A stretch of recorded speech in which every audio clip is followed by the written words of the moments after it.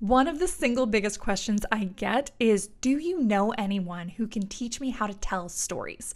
Stories are so trendy right now, and I have found the perfect person to talk to us about it here on the podcast. Jessica Graham is your girl. Having had what some might consider an unconventional path to entrepreneurship, Jessica transitioned out of international school teaching to start her own business in 2021.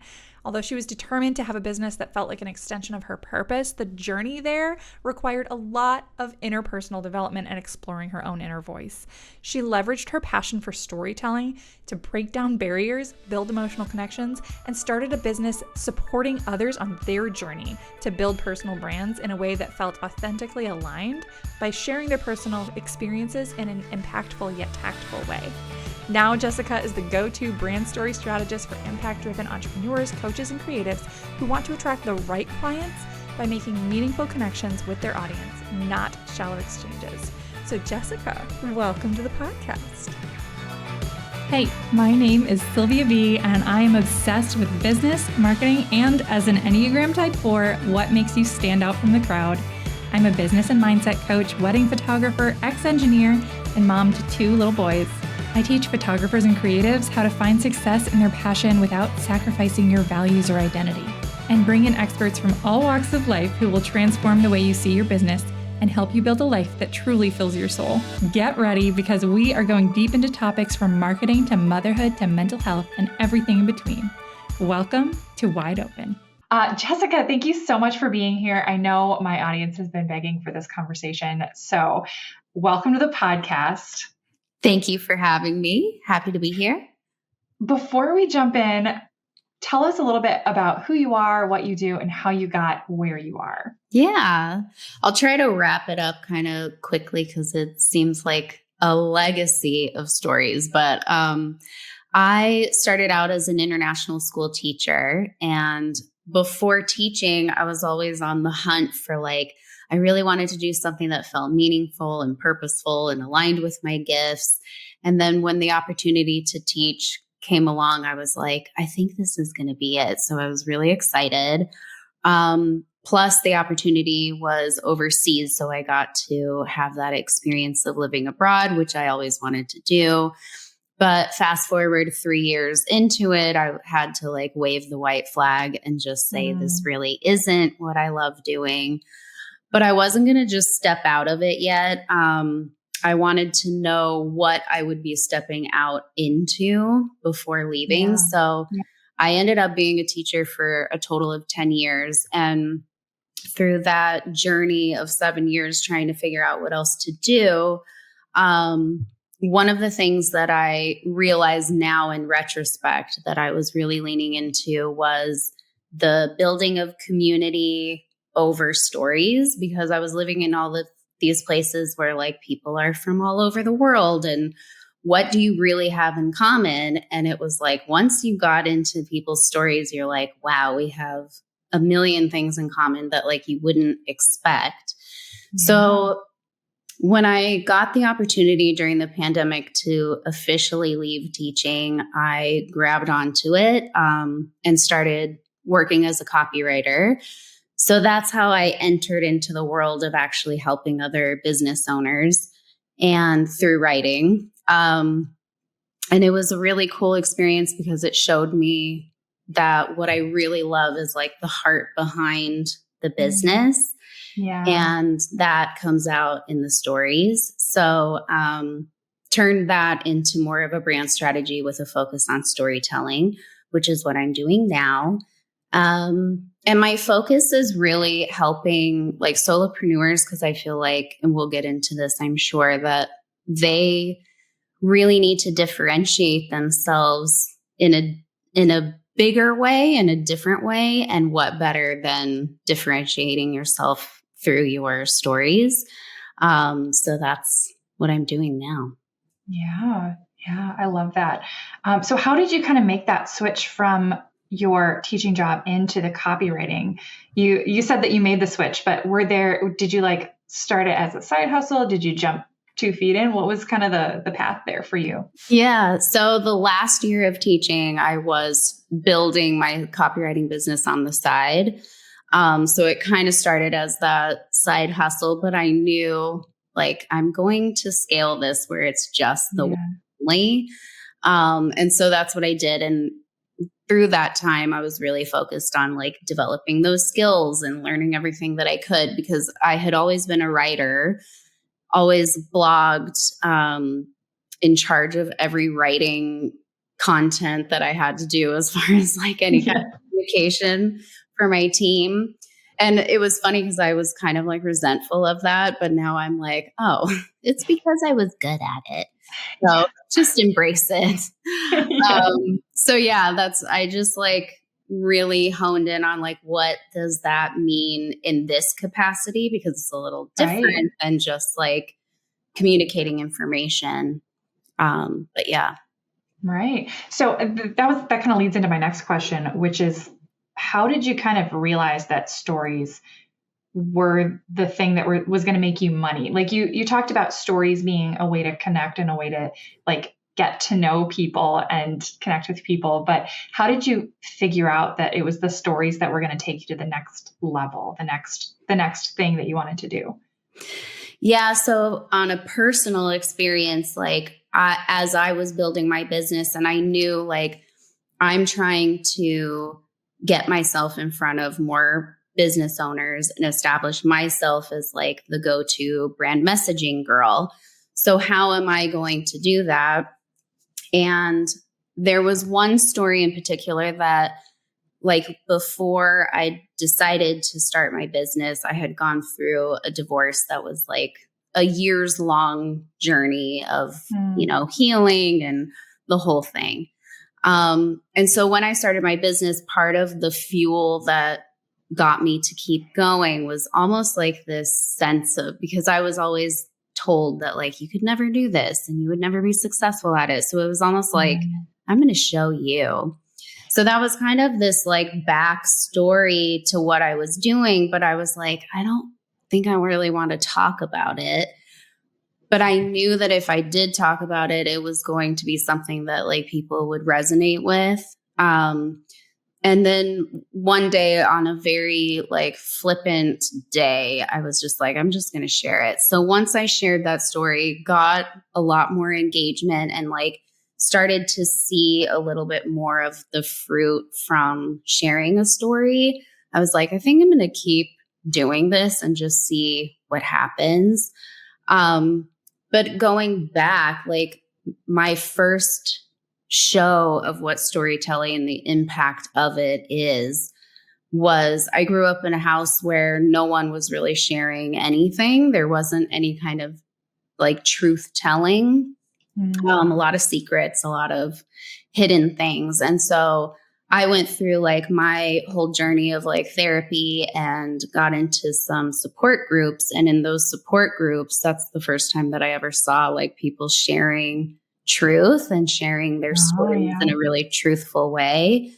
And it was like the most freeing thing to witness and then to experience for myself. And so when I was starting to do this in my business, I was like, wow, the two things go hand in hand, because you're not just sharing things like for the sake of sharing it. You're actually sharing it with the hope of a connection and with the hope of like inspiring somebody. And so now when I work with my clients, that's what we focus on, is like sharing your truth. Yeah. So for you, correct me if I'm wrong, it sounds like stories are really this like vessel to connection, vessel to just like being human together, right? 100%. Can you expand on that? Like, we've talked about storytelling is a huge buzzword, right? Like it's a huge buzzword right now. Everybody wants it, but what does it mean to you? Yeah. So storytelling for me, like I said, is the truth telling part. I think that we oftentimes come into maybe our business or what it is that we're doing with a lot of baggage. I know that I've worked with a few business owners who have a really big part of their story as to why they started their business to begin with, but there's this element of shame around it. Either it's coming from an outside party, like maybe their family is telling them like, don't share this part of your story, or it's an internal shame that they're not ready to share too. And I think that there's like, the more that there's a shame around it, the more it needs to come to light. And that also doesn't mean that it needs to be shared on a public platform yet. I think that there's like a power in it when you're ready to share it and when you've processed it. But there's that's something that can really connect and heal and, bridge gaps. I think that we oftentimes have like this idea of like, it's a me and then a you, but how do we bridge the gap? And so the story is really the thing that can do that, because you're sharing an experience, even if it's an experience that I have not had myself. There's probably an element of the emotion behind it that I can relate with. And I think like when you look at businesses in this way, like one that I always think of is a nonprofit called Starfish Project. And they help women escape from human trafficking. And then they equip them with like business skills and business know-how. And maybe even like they give them crafts and stuff to become artisans. And then whatever they do with that, it goes back into the organization. Plus they learn a new skill so that they don't have to resort back to what they were victim of before. And so the company itself earns the money by selling these like jewelry goods that these women make. If I were going to get a piece of their jewelry without knowing that story behind it, I might think that it's cute and it's like, okay, that's a nice gift. But if I know that story behind the whole purpose and mission of this organization, then the piece of jewelry itself like takes on a whole new meaning. Right. And I think that that's what our stories on like our own individual level does the same. It really like, it makes it, there's a human emotional connection that happens when you share a story like that your audience now, you're not just the business coach, you're the business coach who did this, this, and this. And wow, that's like so cool. So yeah, that's so true. I wonder what you would say to somebody who, I hear this a lot, both from my clients and a little bit myself too. Like we're talking about sharing personal stories. Once we've kind of, moved through them, we're not in it. We're not like in the trenches, so to speak. Once we've kind of moved past it, like sharing these personal stories, I want to address some of the objections that I've heard one at a time. So the number one thing that I hear from people is, what does that have to do with my business? Like, how do I take a personal story that's very impactful to me and make anyone care? No one wants to hear from me, right? In quotes, no one wants to hear from me. Yeah. There's two things to that. One, there's a lot of people who have built an entire business around sharing literally the most ordinary stories of like, I got up today, I went to the store and this thing happened. And one of the people that I think of is Laura Belgrace. She's created her entire brand around these like email marketing campaigns that are just a story that really goes nowhere. But she is a writer, so it makes sense that that story would kind of segue into her writing. For someone else, I think the stories that we have, they really lend to what we believe. They lend to our values. They show what we care about. And nowadays, like people really want to, it's always that marketing term of like, people want to work with people, but it's true. And you want to work with someone that you know, like, and trust. And there's so many people out there doing the same thing. They're doing the same thing I'm doing. They're doing the same thing you're doing. So the thing that might make someone opt in to work with us over someone else that can really give them a very similar result is something personal to us. They feel a personal connection.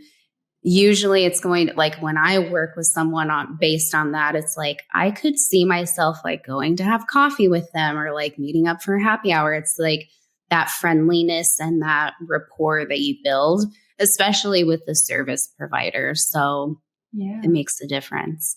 Yeah.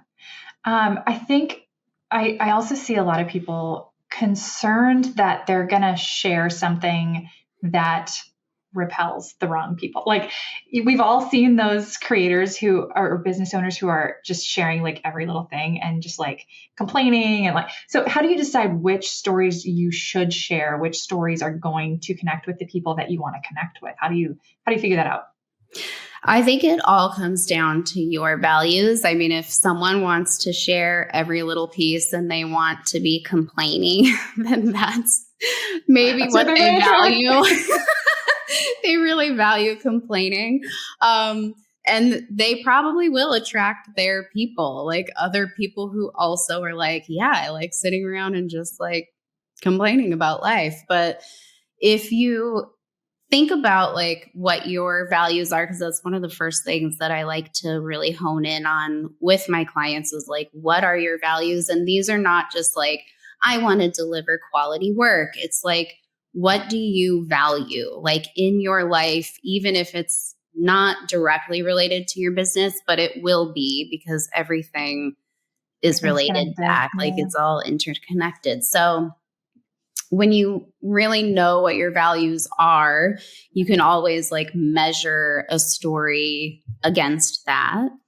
And then you can also measure it against like, what are your content pillars or your brand pillars? Like what's the purpose behind sharing it? Are you trying to inspire someone? Are you trying to educate someone? Are you trying to relate with someone?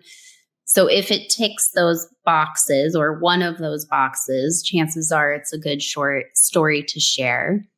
And I think that like the integrity behind everything, like don't share for the sake of like trying to be shock value, like, you know, or extra vulnerable or like win the vulnerability award today. It's just sharing because you feel authentically called to share this story. Yeah, that's how I decide what is worth sharing and what's not. I would love to talk a little bit more about that. You mentioned brand pillars. You mentioned like the purpose behind the story. When people are not natural storytellers, it seems like you're a natural storyteller. First of all, would you say that that's a skill that you've grown, or a skill, or is it just something that's always come naturally to you? That's nice of you to say, because I think my husband would disagree with you. He's like, just get to the point. But I think with writing, it's something that I've definitely developed, but it was something that I always enjoyed. So it's easier when it's something that you like to do. I understand there are a lot of people that are like, I hate writing so much. So you can develop that skill, but if it's something you really don't like doing, it's going to be hard to develop that. So how, if you are not a natural storyteller, what are some ways that you can develop that skill, that you can figure out, like, because you talked about sharing something that you feel authentically called to share, but if you're not a natural storyteller, probably everything's going to feel a little awkward at first, right? Yeah. So talk us through how you would grow that skill, how you would figure out what to share. And we're doing it. So I think most people are going to hate my answer, but one of the things that I started doing to really get into the groove, because it's different, like I'm a morning journaler, but like what I'm writing in my journal is not going to be what I write for a social media post. So like getting in the groove of what that looks like.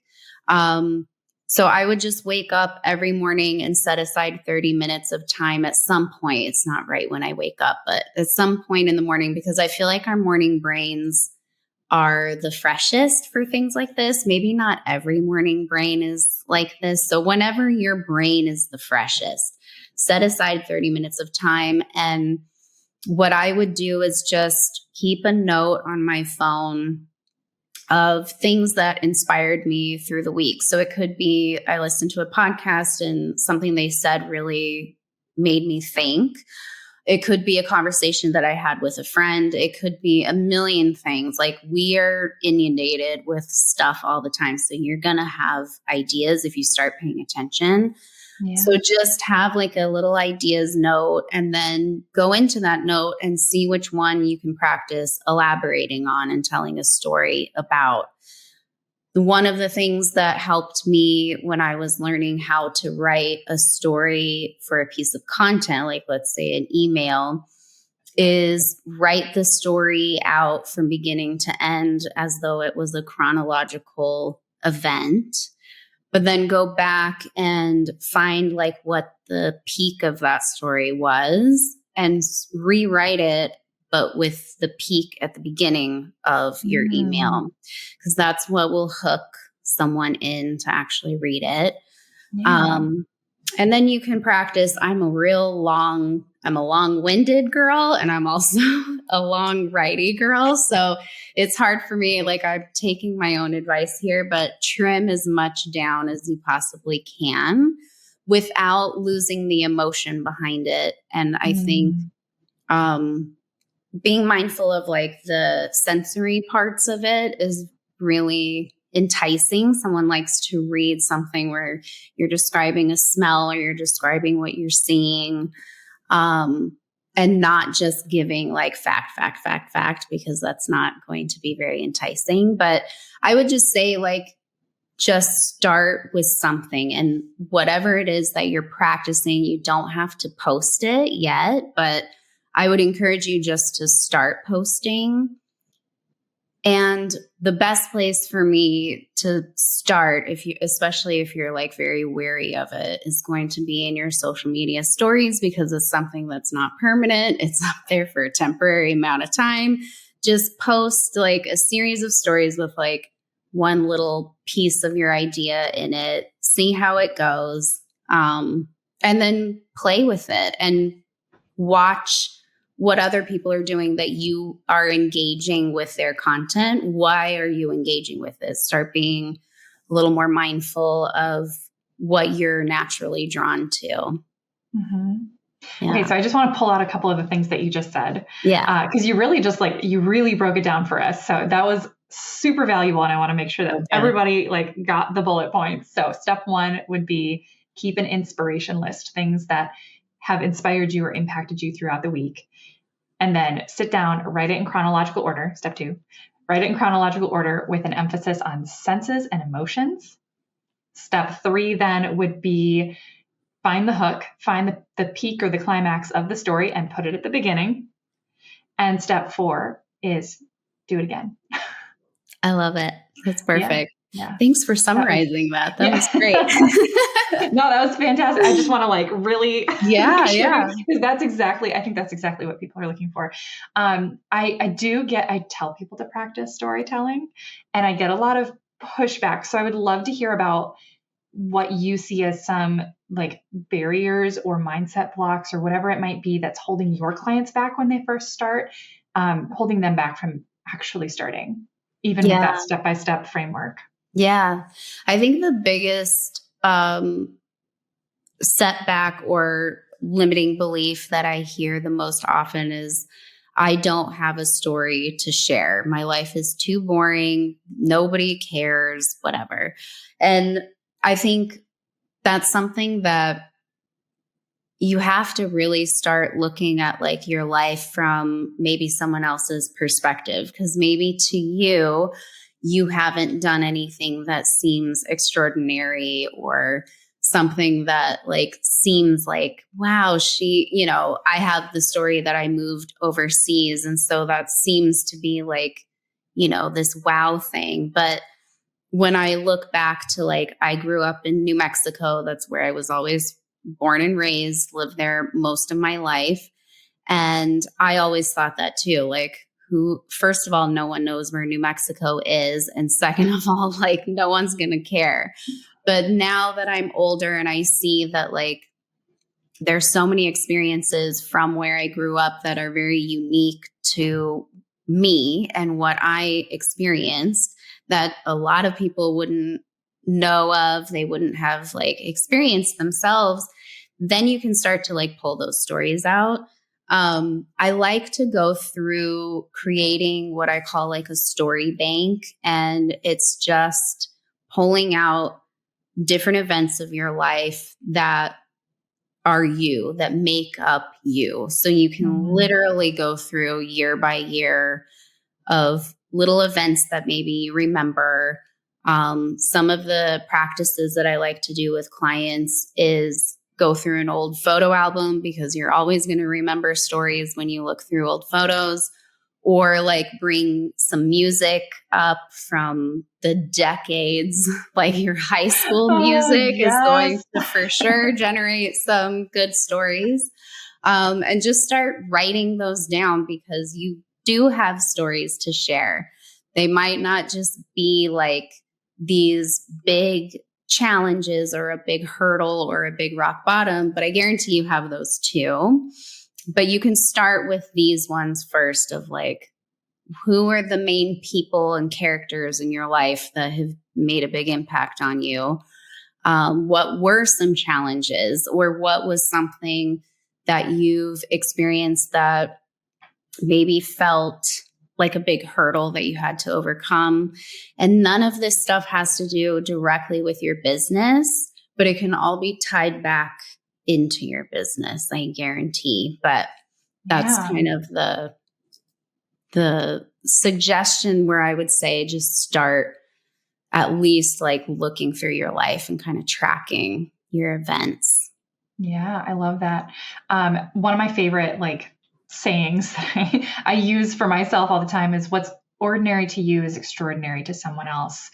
And just like, I think people are wanting to share something unique. They're wanting to share something that's just theirs. And every experience under the sun has happened to someone. So I think sometimes we hold ourselves back and we say, well, some like other people have told this story before, but they haven't told it from your perspective. They haven't told your exact story.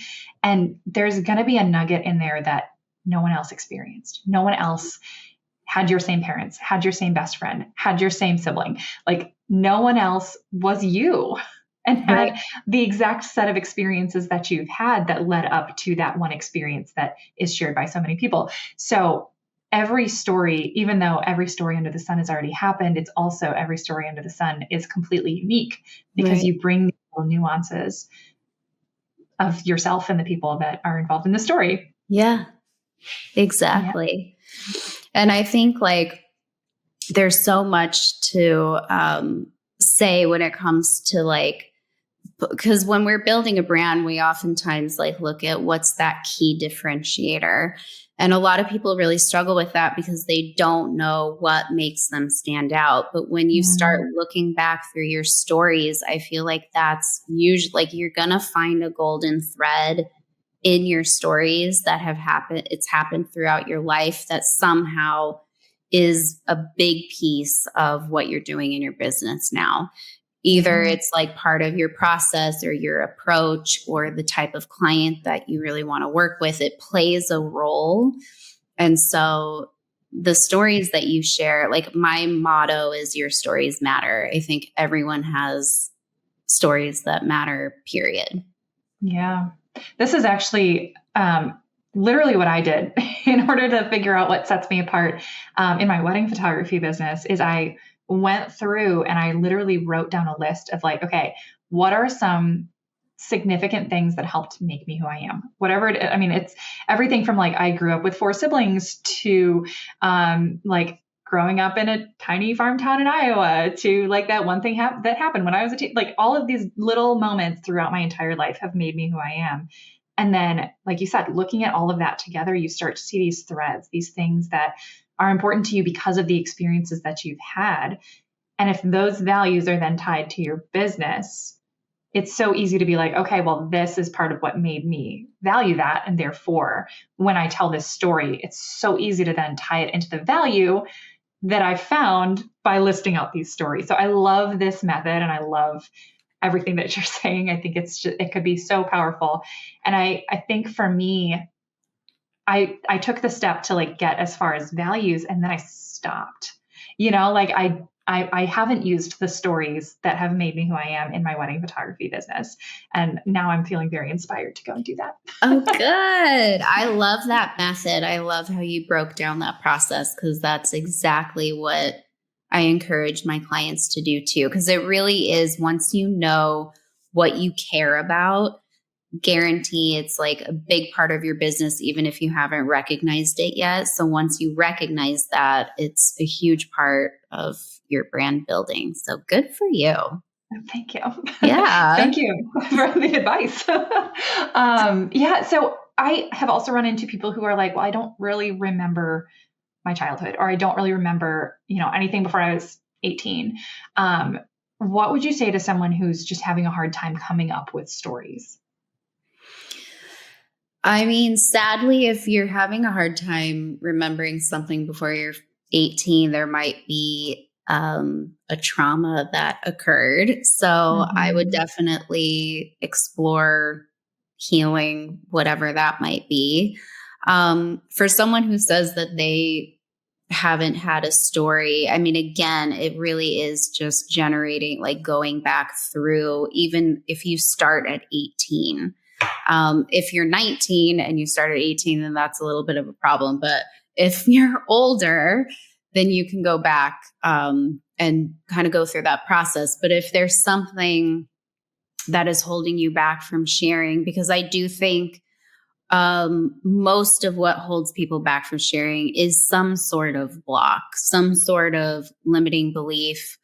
I like to call it like a block, because I do think that oftentimes we experience things in our childhood that show up later, but we don't really recognize it because it's such a subconsciously embedded belief system.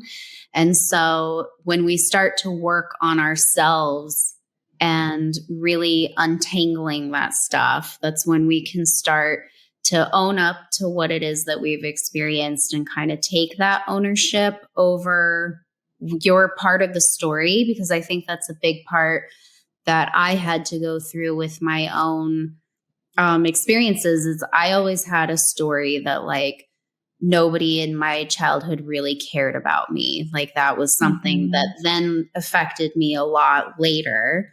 But when I started to heal from that, I was like, oh, they did, but it was just, it looked different. And I understand now why I interpreted it the way, like their actions, the way that I did. So then I had to learn how to like reframe the narrative, reframe the story. And that's something that I help my clients with as well, because there's parts of your story that like do need to be reframed from your perspective. And then there's also parts of the story that like, if you want to share it, like let's go back to that client that I talked about at the beginning, where her husband was actually the one telling her, like, you can't share this part of the story. It would be very shameful for the family. But she knew that it was such a big part of her business and what she was doing in her coaching business. And for things like that, there's a way of either coming to terms with like, look, I'm going to share this story because it's my life and I know how it's going to help people. Or it could be that you learn to reframe it in a way where you're either making that story about somebody else, but still delivering the same message. Or you can kind of like look at the story in terms of like in therapy, how it's like, you made me feel this way, but the reframe would be, I feel this. Yeah. So like you could play with that as well and see if something else comes up. But it really is like the ownership around our parts in the story. And I always say, like, kind of going through that as well as like, don't share something you're not comfortable or ready to share. I think that as we're processing things, or if we're in the middle of like healing from something or whatever, and like that feeling that you get is usually like in your chest, like, oh, I can't share this. Don't share it. It's not ready. And it's okay to choose not to share something now with the hope that like one day I will share this when I'm ready, but I'm just not ready today. So like give yourself that permission as well. Yeah. So it really sounds to me like if you are having trouble telling stories, it's almost like it goes hand in hand, like some healing needs to happen if you can't tell stories. If you're really struggling, then there's something that needs to be addressed. How would you recommend going about that? If you're like, not like even if you have a list of stories from your childhood, you're like, none of these matter. Like no one wants to hear any of these. How would you recommend approaching if you realize like, oh, maybe there's like, I feel fine, but like maybe there's some healing that needs to happen since I can't tell a story? Yeah. I mean, I would start with two things. One would be find a trusted person that you're comfortable talking to and like they create a safe space for you to share openly. Hopefully you have at least one person that's like that. And just start sharing this and see what comes up, because I'm a big believer that like a lot of our stuff, we are verbal processors. So like if you have a soundboard who's just the person that's willing to be the person to like take what you're saying without trying to fix things, I think there's a big power in that. And you can oftentimes kind of pinpoint, as long as you're just like allowing yourself to speak freely, you can usually kind of pinpoint where something might be hanging you up. And then, of course, therapy, or like I use other tools that help me with that. But I think like all of the tools that I use in some capacity have an element of open share with it, because I think you're not going to ever be comfortable sharing your truth until you start sharing your truth with someone.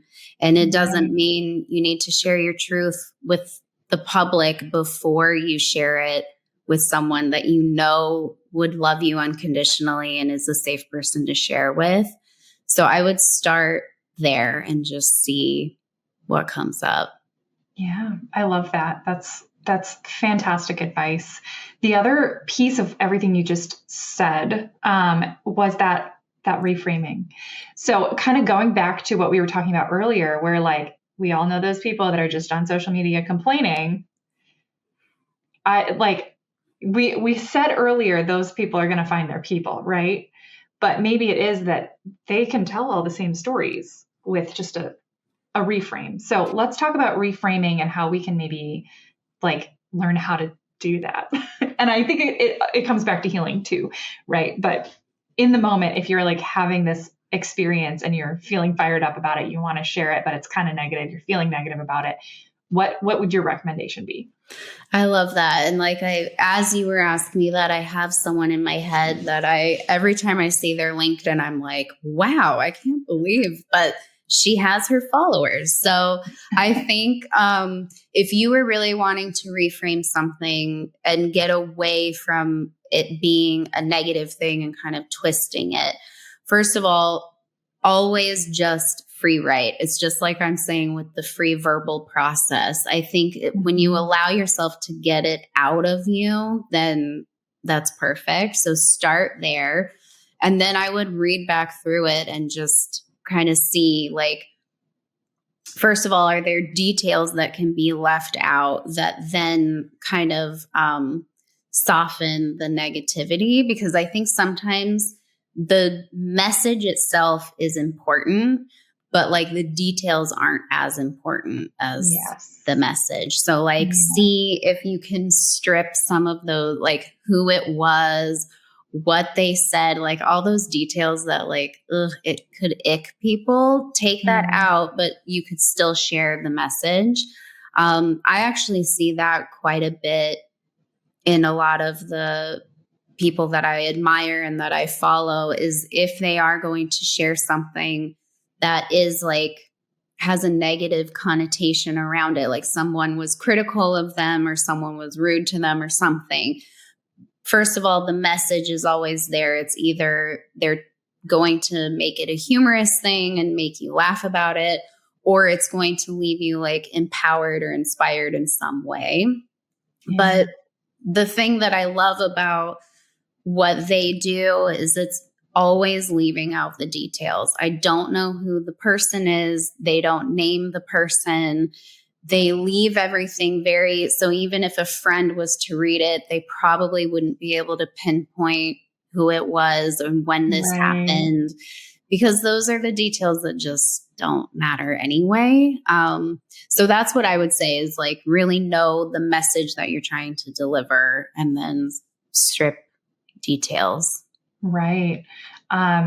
What I heard you say, correct me if I'm wrong, in addition to like all of these tips for the reframing, knowing if you're sharing for a message or if you're sharing because you have big feelings, I think is maybe step one based on what you're saying. Yes. Like understand why you feel the need to share it in the first place, if it's something that you're not sure you should share. I love that. Exactly. You took it out of my mouth. But it's true. Like if you are fired up about something, and that's something like when you start to practice the writing bit that I suggest everybody does, you can like, I write things and then I'll come back to it a week later and decide like, okay, I'm ready to talk about this now. So a lot of what I end up sharing, it's not things that are in the moment, especially if I've been triggered in some way, because a trigger is never something that like you need to process through that. So, right. Yes. Yeah, absolutely. Other than like those moments that you're triggered or those stories that still need to be healed from, is there anything else that you would recommend not sharing? Just anything that you have set a boundary around. There's a lot of people that don't want to talk about their family for whatever reasons. They don't want to share anything about their children for privacy reasons. Like whatever you have already established as your hands-off limit, stick to it and don't feel like you need to. Because I think as long as you have those boundaries set from the beginning, then you know this is what I'm willing to talk about and this is what I'm not.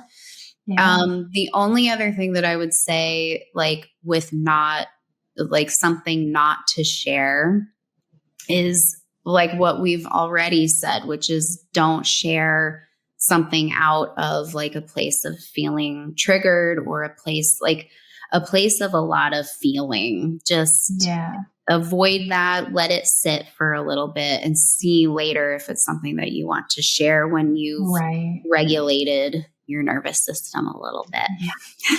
Yeah. Excellent. So what, throughout your entire journey from when you were teaching abroad to now like being this go-to intentional brand guru, storytelling guru, what is a piece of advice that has really stuck with you and impacted you? The best piece of advice that I heard was don't steal the takeaway from your audience. Seth Godin is actually the one who said that on a podcast, and it like resonated with me so much because I think when we do these open shares and we are sharing about our life and our experiences, a lot of times we think like, well, I'm going to share this experience because I want my audience to take this away, or I want my audience to feel like this. But you're not in control over how it's going to be interpreted. You're not in control over how it's going to be felt and experienced. And so you have to be okay with sharing for the sake of just putting it out there with your intended message, and knowing that whatever their takeaway is what they're meant to take away from it. Mm-hmm. And I think what gives me comfort in that is like when I go back through my life and I reread something that I read a long time ago, at that season that I read it the first time, it meant something totally different to me than what it means now, because my life has been such a different experience. I'm in a different season. My perspective on things have changed. I've evolved. And so whatever you're going to share, the receiver is the person who's in whatever chapter they're in, and just let them take from it whatever they're going to take. They might revisit it later and have a different perspective, but that's not your job to control that. Your job is, like you said at the beginning, of like, you're the vessel of this message. So as long as you are sharing with that intention behind it, then be okay with that. Have peace with that. I love that advice. I love Seth Godin, so I love that he's the one that said it. Yeah. Like, all of his books are on my bookshelf over here. Yeah. But I love that. And going back to what we talked about at the very beginning of storytelling is a way to connect. Leaving it open like that, not forcing a point, makes it so much easier for more people to connect, right? Because you could be in all of these different seasons, not just the same season that you're in or that you were in at the time of the story. Like it just opens it up to so many more people if you leave it there. Yeah. I love that. Exactly. Me too. Yeah. It's so good. One last piece of advice that I would give is, like, if you were going to start, like, let's say you're ready to like share something tomorrow, what should you start with? My recommendation for everyone is to start with like a reintroduction post of some sort and reintroduce yourself. And when you're thinking of the story that you want to share, you can either play around with what your signature brand like origin story would be, but you could also just share a bunch of random like weird facts. Like if we were going to go back through your experiences, like, you know, I grew up in New Mexico, you grew up in Iowa, like whatever those weird little things are, because people, like, I literally just read one today from this girl, and she just like listed a bunch of facts, but they were like those weird off the cuff kind of things. Yeah. And I was like, I love this girl. And this made me love her even more. So it's a very connecting thing. And you don't want to do this all the time. It's not something to like share this, like these random facts about yourself all the time and call it a story. But I think that it's something that can give your audience like a little sneak peek behind the scenes of like who you are, and kind of give the impression of like the 3D version of you, where maybe they're only used to that like 2D version. So that's where I would start. I love that. And I might have to do that. Yeah. After I saw that post, I was like, oh yeah, I should do that again too. So I'll see you over there. Okay, great. We'll comment on each other's stories. It'll be great. Jessica, thank you so much for coming on the podcast and sharing with us and teaching us about storytelling and helping us get started. Where can everybody find you, learn from you, get more of the good stuff from you? Tell us everything. Oh, thank you for having me. And thank you for like being that perfect soundboard to just kind of put everything that I said together. It's very helpful. So you can find me. My website is jessicagrahambrandstudio.com. I'm on Instagram and LinkedIn all the time. Instagram is jessicagraham.brandstudio. And one of the things that I would love for people to check out is a new community that I'm starting up in January. So that's very soon. And it's all focused around open share. So it's practicing the storytelling, it's practicing being vulnerable. It's also with the element of getting that support from other entrepreneurs who we're experiencing the same stuff. We're in that mud together sometimes. So you get that kind of support and the focus on like the reframe, and I would love for people to join that. That's Made for More. You can find that on my website. Amazing. And we will link all of that in the show notes so people can come and find you and follow you and be part of your new community. Thank you again. Thank you so much for listening to another episode of Wide Open. If you want more, head over to businesscoachsylvia.com/podcast for show notes and all the links and details mentioned in this episode. And if you're looking to connect with the Wide Open community more than once a week, be sure to follow along on Instagram @businesscoachsylvia. See you next week.